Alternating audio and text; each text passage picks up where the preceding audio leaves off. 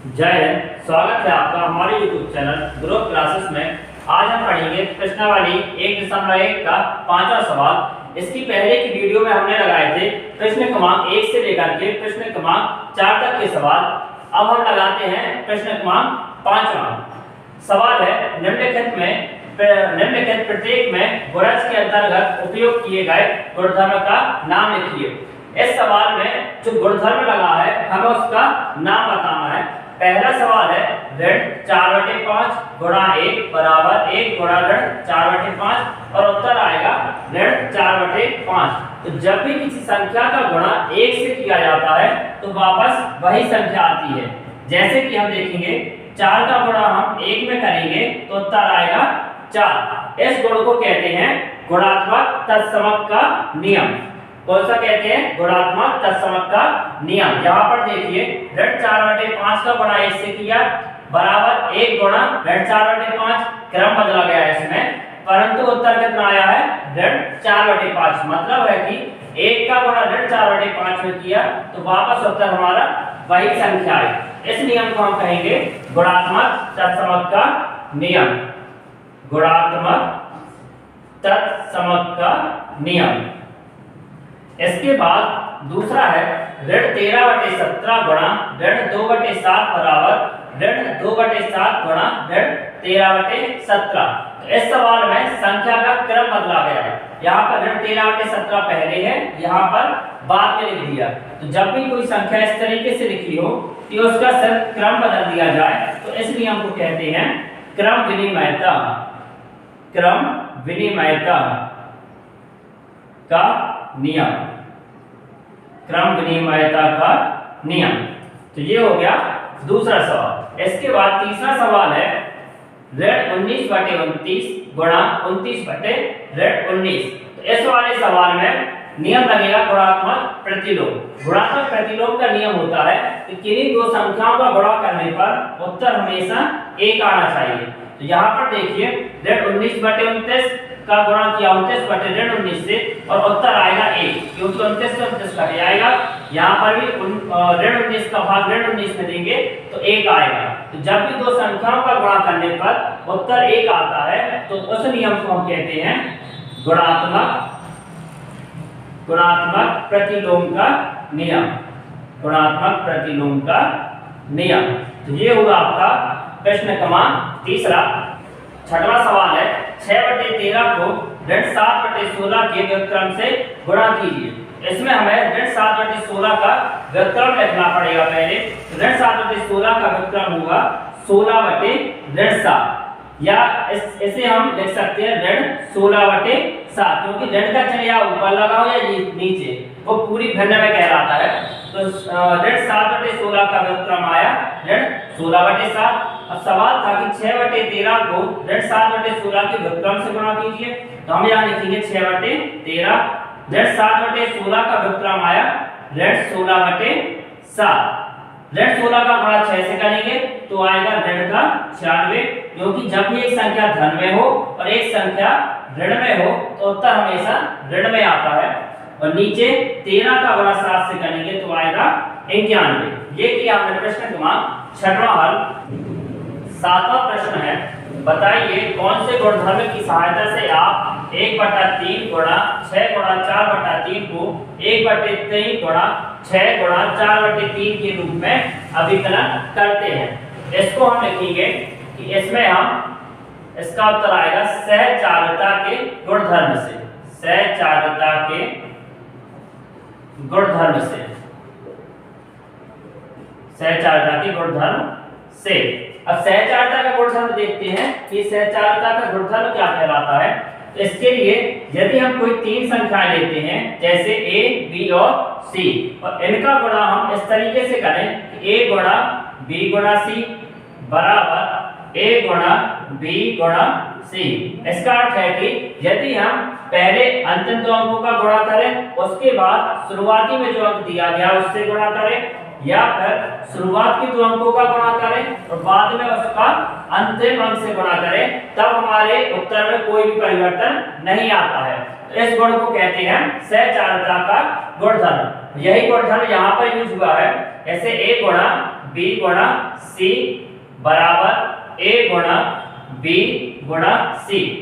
तो यहाँ पर हमने लिखा सहचारिता के गुणधर्म से।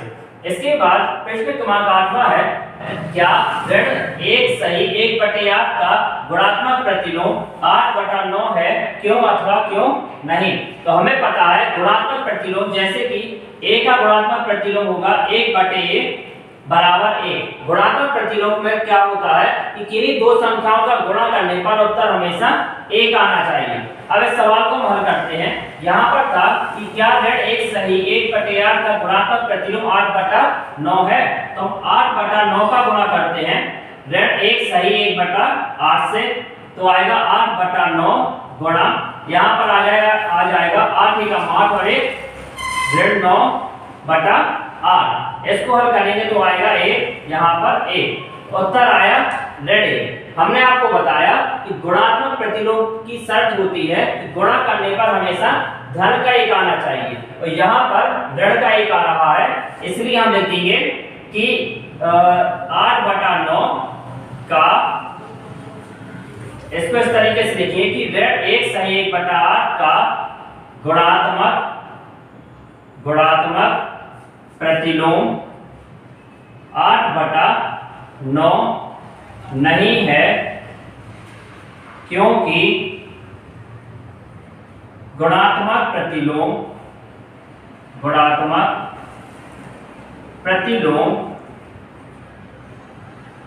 1 होता है, ना कि ऋण 1।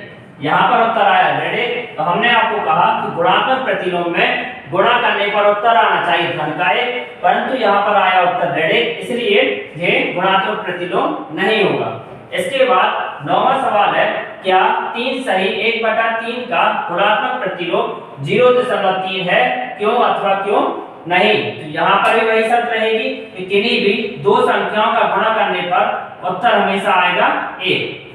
तो इसको हल करते हैं हमने यहाँ लिखा 0.3 का गुणा करते हैं हम 3 सही 1/3 से। तो पहले तो हम इस निश्चित धन को सरल धन में हल करेंगे, तो आएगा 0.3 गुणा 3 का गुणा 3 से किया तो आएगा 9, 9 और 1 10, यहाँ पर आ जाएगा 3। अब इसको यदि हम हल करते हैं तो यहाँ पर आ जाएगा 0.1। 10 का गुणा यदि हम 1 से करेंगे तो उत्तर आएगा 1। यहाँ पर हल करके बताते हैं आपको। 0.1 का गुणा करेंगे 10 से, तो देखिए यहाँ पर आएगा 1, 10 आएगा, यहाँ पर 10 का गुणा 1 से किया तो 10, और 1 अंक के पहले दशमलव है, तो हम भी यहाँ पर 1 अंक के पहले दशमलव लगा देंगे, परंतु दशमलव के बाद 0 का कोई महत्व नहीं होता है, इसलिए हमने हटा दिया। तो इसको हल करने पर उत्तर आया हमारा 1, जो कि हमारे गुणात्मक प्रतिलोम की शर्त को पूरा करता है। हमने अभी फिर से बता रहे एक बार आपको कि गुणात्मक प्रतिलोम की शर्त होती है कि किसी संख्या का व्युत्क्रम या किन्हीं दो संख्याओं का गुणा करने पर उत्तर हमेशा 1 आना चाहिए। तो यहाँ पर उत्तर आ गया हमारा 1, अर्थात यहाँ पर हम लिख सकते हैं कि 3 सही 1/3 का गुणात्मक प्रतिलोम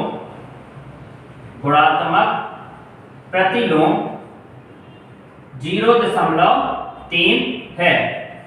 तो ये होगा हमारा प्रश्न क्रमांक 9वां। 10वां सवाल है, लिखिए ऐसी परिमेय संख्या जिसका कोई व्युत्क्रम नहीं है।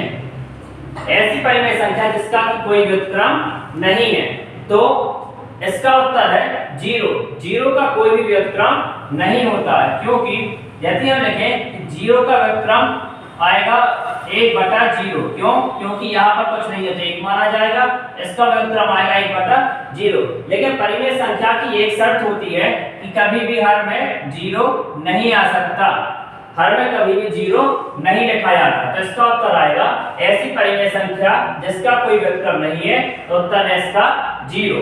दूसरा है परिमेय संख्याएं जो अपने व्युत्क्रम के समान है, यानी ऐसी कौन सी संख्या है जिसका व्युत्क्रम भी अपनी संख्या के समान है। तो यहाँ देखिए यदि हम 1 का व्युत्क्रम देखें तो 1 का व्युत्क्रम आएगा 1/1, क्योंकि यहाँ नीचे कुछ नहीं है तो 1 माना जाएगा, तो इसका व्युत्क्रम क्या आएगा 1/1, तो ये समान है इसके। या ऋण 1 का व्युत्क्रम क्या आएगा ऋण का 1/1, तो इसका उत्तर आएगा 1 व ऋण 1। इसके बाद है तीसरा, परिमेय संख्या जो अपने ऋणात्मक के समान है। ऐसी कोई परिमेय संख्या जो कि अपने ऋणात्मक के समान है। तो 0 एक ऐसी संख्या है कि जो कि अपने ऋणात्मक के समान है। जैसे हम देखें 0 हमें पता है कि ना तो धनात्मक होता है ना ही ऋणात्मक। इसको यदि हम लिखें तो ऋण 0 लिख सकते हैं। तो सर 0 ही एक ऐसी संख्या है जो कि ऋणात्मक के समान है। यदि हम लिखें यहाँ पर 4 बराबर ऋण 4, तो ये हमारा गलत कहलाएगा। इसका उत्तर आएगा हमारा 0। इसके बाद 11वां सवाल, रिक्त स्थानों की पूर्ति कीजिए। पहला है शून्य का व्युत्क्रम है। अभी हमने बताया कि शून्य का व्युत्क्रम नहीं होता है, शून्य का व्युत्क्रम नहीं है। इसके बाद दूसरा है संख्याएं खाली स्थान तथा खाली स्थान स्वयं के व्युत्क्रम है। तो इसका उत्तर आएगा 1 व ऋण 1। ये भी हमने आपको हल करके बताया अभी। तीसरा है -5 का व्युत्क्रम है। -5 का व्युत्क्रम क्या आएगा? इसको पलट दीजिए हम, नीचे कुछ नहीं है तो 1 माना जाएगा। इसका व्युत्क्रम यानी होता है उल्टा, तो 1 जाएगा ऊपर, ऋण 5 आ जाएगा नीचे। तो ऋण 5 का व्युत्क्रम हम लिख सकते हैं ऋण का 1/5। इसके बाद चौथा है 1/x, x बराबर नहीं 0 का व्युत्क्रम है। तो 1/x का व्युत्क्रम हम लिखेंगे यहाँ पर x/1, लेकिन हर में कभी भी हम 1 नहीं लिखते हैं। इसका उत्तर आएगा x, इसका उत्तर आएगा x। इसके बाद पांचवा है दो परिमेय संख्याओं का गुणनफल हमेशा। किन्हीं दो परिमेय संख्याओं का गुणनफल हमेशा होता है परिमेय संख्या, परिमेय संख्या। इसके बाद छठवां खाली स्थान है किसी धनात्मक परिमेय संख्या का व्युत्क्रम, किसी धनात्मक परिमेय संख्या का व्युत्क्रम होता है धनात्मक। क्या होगा इसका? धनात्मक। तो आज हमने पढ़ा प्रश्नावली 1.1 का प्रश्न क्रमांक 5 से लेकर के 11 तक के सवाल। नेक्स्ट वीडियो में हम पढ़ेंगे प्रश्नावली 1.2। यदि वीडियो अच्छा लगा हो तो चैनल को सब्सक्राइब और वीडियो को लाइक जरूर करें। जय हिंद।